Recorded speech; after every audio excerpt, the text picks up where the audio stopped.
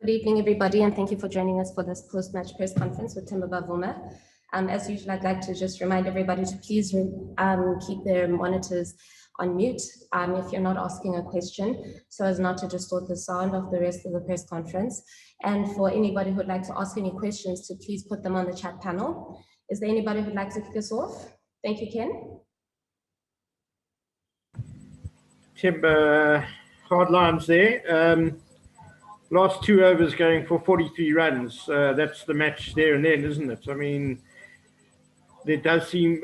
Do you think it's fair to say that there's a big skills deficit between what you've seen from the West Indies seam bowlers and what you guys have managed? I mean, obviously your spinners were outstanding again tonight.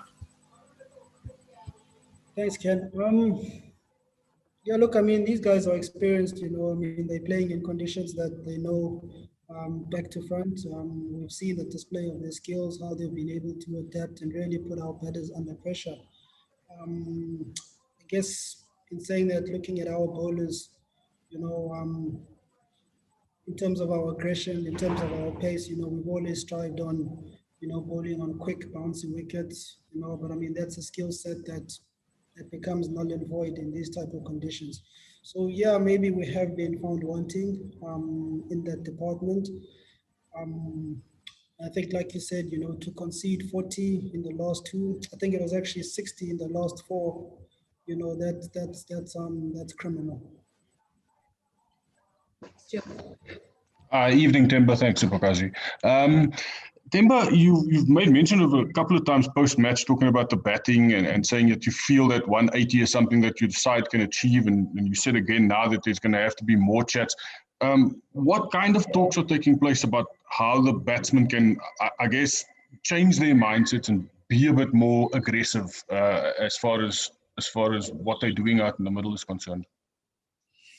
Yeah, so I think looking at how we've gone about planning our batting innings, we've identified that the first 10 overs is probably where it's easier to bat. The first power play, I think we've been good, managing to get scores in excess of 55. We've tried to carry on that momentum, that intensity throughout the 7 to 10 mark, and I think we've been good. So, I mean, that's our chat. The challenge, especially in these conditions, is to keep up that type of intensity after the 10th over and really set ourselves on to dominate that last 10 overs of the innings. That's where we found it tough as batters. Pace being taken off the ball getting soft at the end. So, I mean, from a skill point of view as batters, that's something that we also need to figure out. I guess there's not much time really for us to improve our skills. It's conversations all that we can do now. But yeah, those are the type of conversations that we've been having. Thank you. Hi, Temba.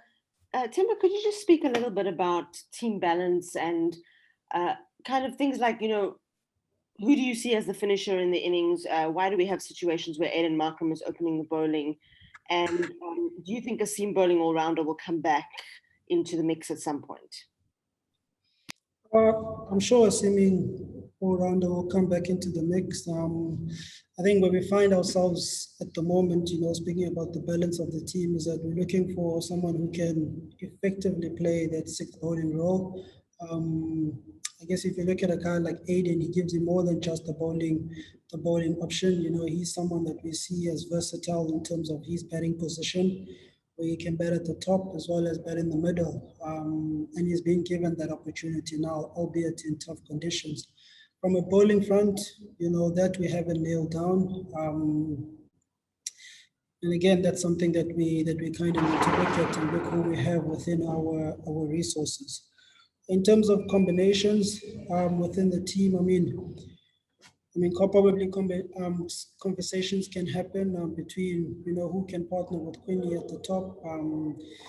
Riza's the guy at the moment, and we believe that he's done it well, in the past. And in terms of finisher, we've got David. David is our seasoned finisher. He's done it for many years. Fortunately, at the moment, he's battling with the run and form, as are a number of batters. So Yeah, I think I've spoken a lot there, but I hope I've given you enough. Thank you. Tell us, and then we're open for one last question. Please indicate in the chat panel if you'd like to take it. Thanks, Temba. You actually almost answered my question, but if I can just push you to go a bit more in depth, are you happy with the structure of the batting lineup at the moment? Do you think that the structure currently, who walks in where, is the ideal structure that you have in the batting lineup?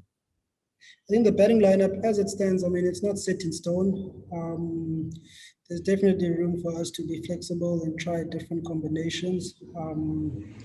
I mean, like I said, we've got Riza at the top, who partners up with Kwani. You've got myself in at 3, and you've got Aiden in at 4.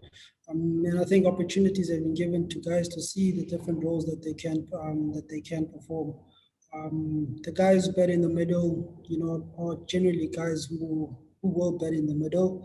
I don't see there being too much of a change there. But yeah, our batting order is flexible at the moment. I think from my side at least, there's no panic stations. We welcome a situation where guys are being put in certain positions, in pressure situations, and are being asked to do the job for the team. Ken, and then we'll finish with Telford. Temba, Lungi has really struggled this series. I mean, Lungi and Gidi, he was a bit better in the previous T20, but again today really struggling. You've got guys like Sisanda Magala and Lizard Williams in the squad who have done really well domestically in T20 and are kind of almost white ball specialists. What do they need to do to get into the squad, into the starting 11? What's holding them back from having a go, even if it's a decider? Yeah, Ken, I think you're right in terms of, you know, the bowling resources that we have. We'll definitely have to look at those guys and see what role that they can play. I think, I mean, a guy like Lizard kind of comes to mind. Sanda, in my understanding, is he's struggling with an ankle niggle at the moment, so he is not up for selection. But you know, in terms of the bowling, guys like Lizard, guys like Biren, you know, they'll come back into the picture. Yeah, we'll see what team that we finalize for Saturday. Finally, Telford. Temba, before tonight, you've come through 2 competitive games and won them batting first. Did it make a big difference that you were batting second today? All the games have been tight, actually.